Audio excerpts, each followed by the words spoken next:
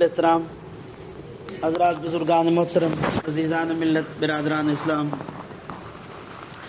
آج میں اور آپ ہمارے علاقے کے انتہائی شفیق بزرگ محمد شریف بھٹی صاحب کی اہلیہ محترمہ کے اصال ثواب کے لیے جمع ہوں۔ دعا ہے اللہ تعالی ہماری اس حاضری کو قبول فرمائیں، مرحومہ کے حق میں ہماری دعاؤں کو مقبول فرمائیں اور مرحومہ کی کاملہ طور پر مغفرت فرمائیں۔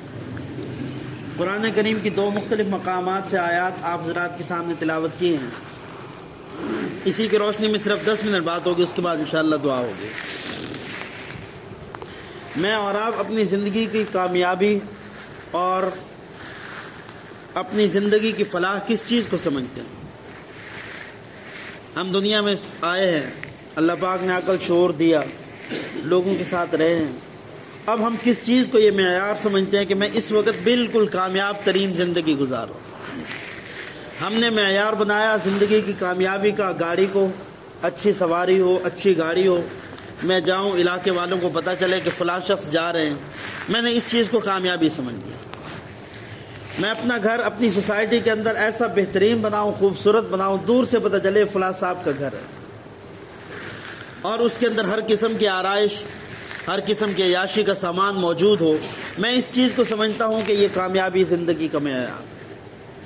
میری اچھی ملازمت ہو، اچھا میرے پاس عہدہ ہو، اچھے تعلقات ہوں، میری جیب کے اندر بینک کے اندر بہت سا پیسہ ہو، میں اس چیز کو سمجھتا ہوں کہ یہ ایک کامیاب زندگی ہے۔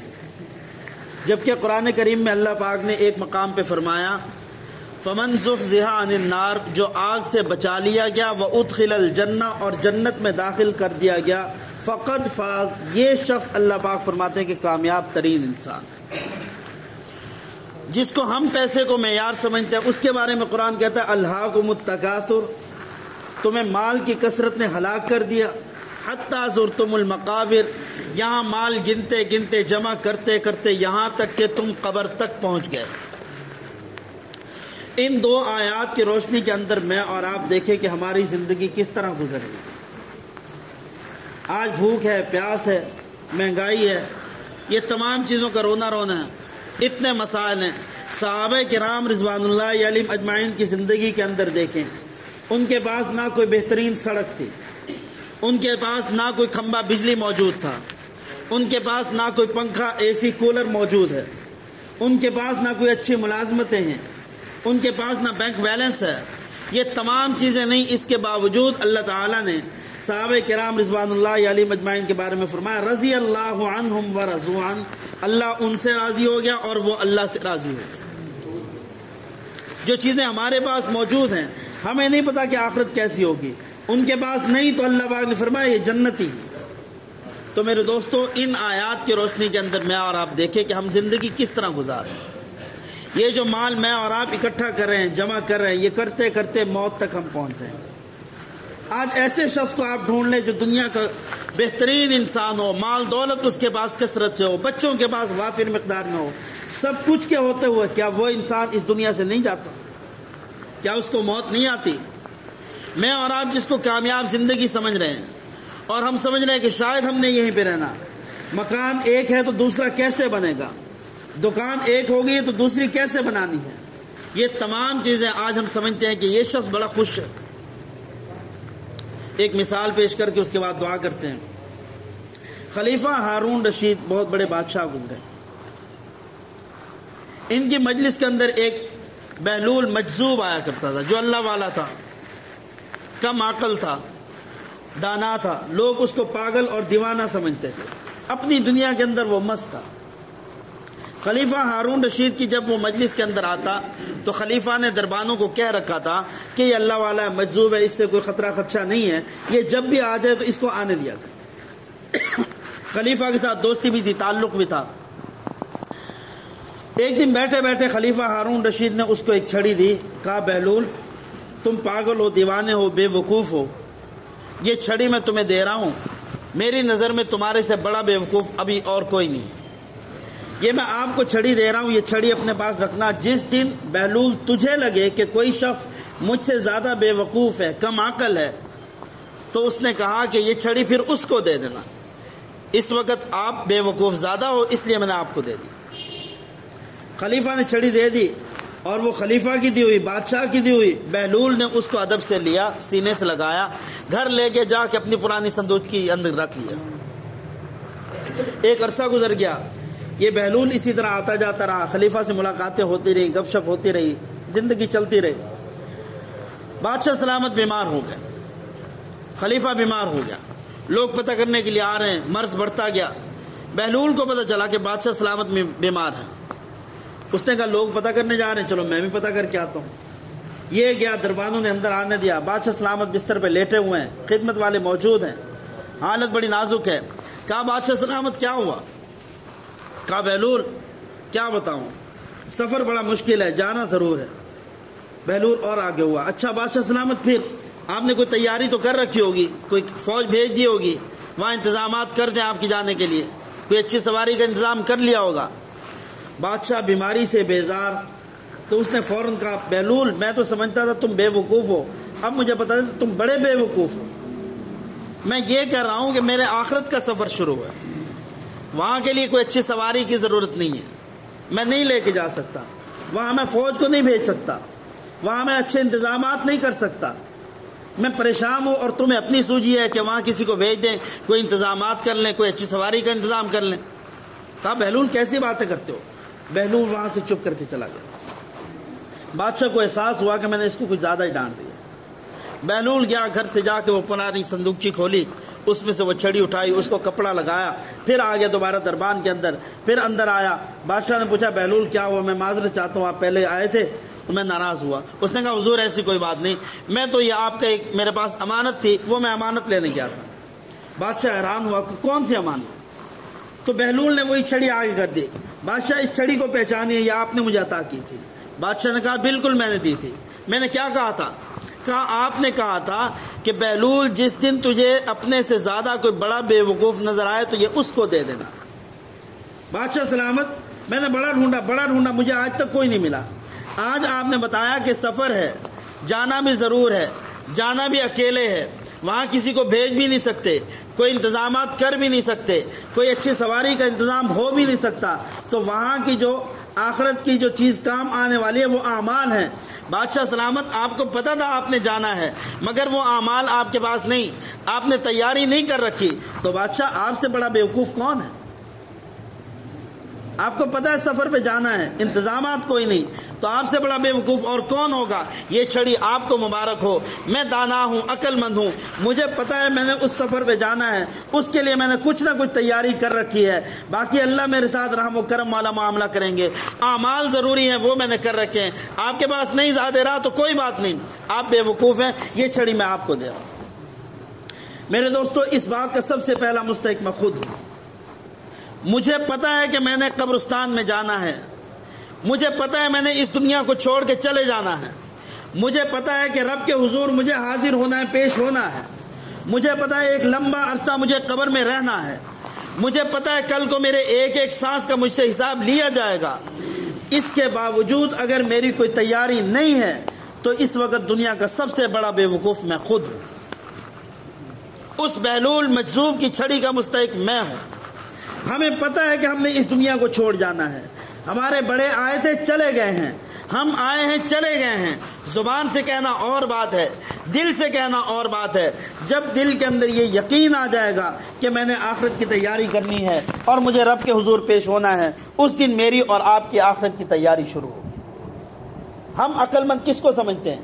جس کی 2 دکانیں ہوں، 2 مکان ہوں، وہ کرائے پہ چلے ہوئے ہوں، اس کی اچھی ملازمت ہو، اس کے 4 پیسے بچ رہے ہوں، ہم سمجھتے ہیں یہ شخص بڑا دانا ہے، اس نے بہت کچھ جمع کیا ہوا ہے۔ آقا علیہ الصلوۃ والسلام کی نظر مبارک کے اندر فرمایا الکیس من دان نفسہ وعمل لما بعد الموت، فرمایا تم میں عقل مند انسان وہ ہے کہ جو وہ ان اعمال کی تیاری کرے جو آخرت میں کام آنے والے ہیں۔ میں اور آپ اپنی زندگیوں کو دیکھ لیں، صبح سے لے کر اٹھتے ہیں شام تک ایک مشین کی طرح چل رہے ہیں، ایک مشین کی طرح چلتے جا رہے ہیں۔ کیا وہ ہم دنیا کے کام کر رہے ہیں یا آخرت کے کر رہے ہیں؟ اگر دنیا کے کر رہے ہیں تو مجھے اور آپ کو سوچنے کی ضرورت ہے، اور اگر آخرت کے کر رہے ہیں تو پھر میرے دوستوں میں اور آپ مبارکباد کے مستحق ہیں۔ یہی کامیاب زندگی ہے۔ اللہ مجھے اور آپ کو کامیاب زندگی گزارنے کی توفیق عطا فرمائے، آخرت کی تیاری کی توفیق عطا فرمائے، اور اللہ تعالیٰ مرحومہ کی آخرت کے منازل آسان فرمائیں، لواحقین کو صبر جمیل عطا فرمائیں۔ وآخر دعوانا ان الحمدللہ رب العالمین۔ تمام احباب ایک مرتبہ سورہ فاتحہ اور 3 مرتبہ سورہ اخلاص پڑھ لیں۔ آقا علیہ الصلوۃ والسلام نے فرمایا جو شخص 1 مرتبہ سورہ فاتحہ 3 مرتبہ سورہ اخلاص پڑھتا ہے، اللہ تعالیٰ اس 1 منٹ کی کاوش کو مرحومین کے لیے پورے 1 قرآن کریم کا ثواب بنا کر ان کے نامہ اعمال میں درج کر دیتے ہیں۔ تمام احباب 1 مرتبہ سورہ فاتحہ 3 مرتبہ سورہ اخلاص پڑھنا۔ بسم اللہ الرحمن الرحیم۔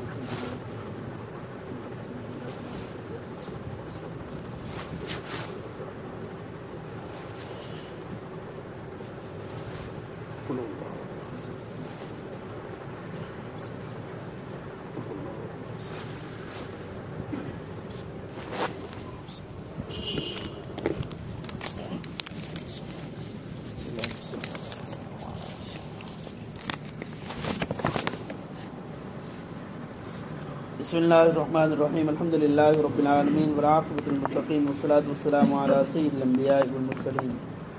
ربنا آتنا فی الدنیا حسنۃ وفی الآخرۃ حسنۃ وقنا عذاب النار وقنا عذاب القبر وقنا عذاب الحشر وقنا عذاب المیزان۔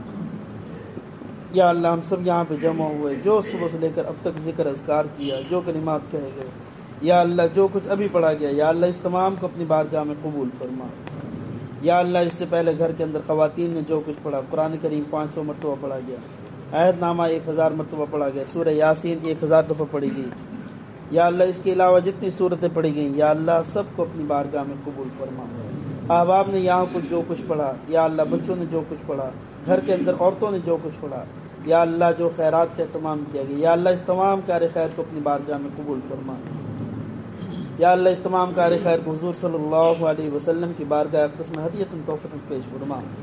تمام انبیاء علیہ السلام، تمام صحابہ کرام، جملہ مسلمان مردوں عورتوں کو اس کا ثواب پہنچا، خصوصاً یا اللہ اس خیرات کا ثواب، اس کلام پاک کا ثواب، جو کچھ کہا سنا گیا ہے، یا اللہ اس تمام کا ثواب حضور صلی اللہ علیہ وسلم کے طفیل، یا اللہ محترمہ مرحومہ، یا اللہ جن کا انتقال ہوا، اہلیہ محمد کریم پٹی صاحب، یا اللہ ان کی روح کو اثار ثواب کرتے ہیں قبول فرما۔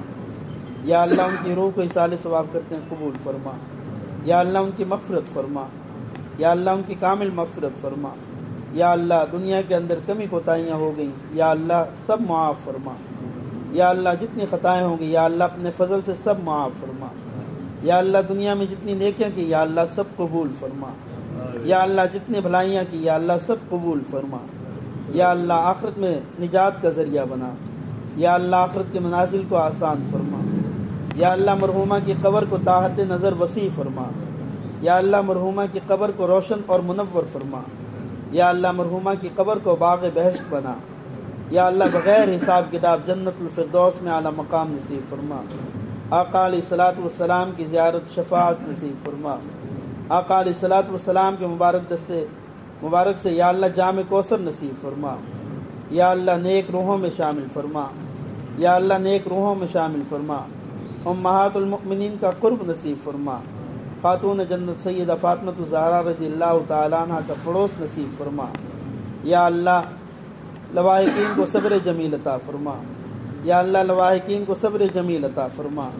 یا اللہ مرحومہ کے بچوں کی حفاظت فرما۔ یا اللہ بچیوں کی حفاظت فرما۔ یا اللہ امانتوں کی حفاظت فرما۔ یا اللہ ہم میں سے ہر ایک کو موت سے پہلے آخرت کی تیاری کی توفیق عطا فرما۔ یا اللہ موت سے پہلے پکی سچی توبہ کی توفیق عطا فرما۔ یا اللہ ہم سب یہاں پہ جمع ہوئے ہیں، جو کچھ کہا سنا گیا، یا اللہ ہم سب کو عمل کی توفیق عطا فرما۔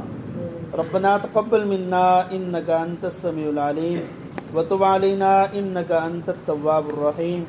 صلی اللہ تعالی علی خیر خلقہ محمد وعلی آلہ واصحابہ اجمعین برحمتک یا ارحم الراحمین۔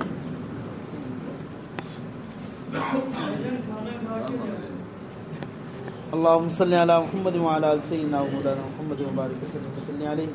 یا اللہ ہماری حاضری اپنی بارگاہ میں قبول فرما۔ یا اللہ ہمارے تمام مرحومین کی مغفرت فرما، تمام مرحومین کو جنت الفردوس میں اعلیٰ مقام نصیب فرما۔ یا اللہ جو بیمار ہیں شفاء کاملہ عاجلہ مستمرہ عطا فرما۔ یا اللہ جو اسپتالوں میں گھروں میں جہاں بیمار ہیں، یا اللہ اپنے فضل سے سب کو شفا عطا فرما۔ یا اللہ جو پریشان حال ان کی پریشانی دور فرما۔ یا اللہ جو مقروض ہیں قرضوں سے رہائی عطا فرما۔ یا اللہ جو بے اولاد ہیں نیک صالح اولاد نصیب فرما۔ یا اللہ ہماری تمام جائز حاجات اپنی بارگاہ میں قبول فرما۔ یا اللہ ملک پاکستان کی حفاظت فرما۔ یا اللہ ملک پاکستان کی حفاظت فرما، تمام مدارس کی، مساجد کی، خانقاہوں کی حفاظت فرما۔ یا اللہ دلوں کے اندر نیک خواہشات ہیں، یا اللہ سب پوری فرما۔ ربنا تقبل منا انک انت السمیع العلیم وتب علینا انک انت التواب الرحیم۔ صلی اللہ تعالی علی خیر خلقہ محمد وعلی آلہ واصحابہ اجمعین۔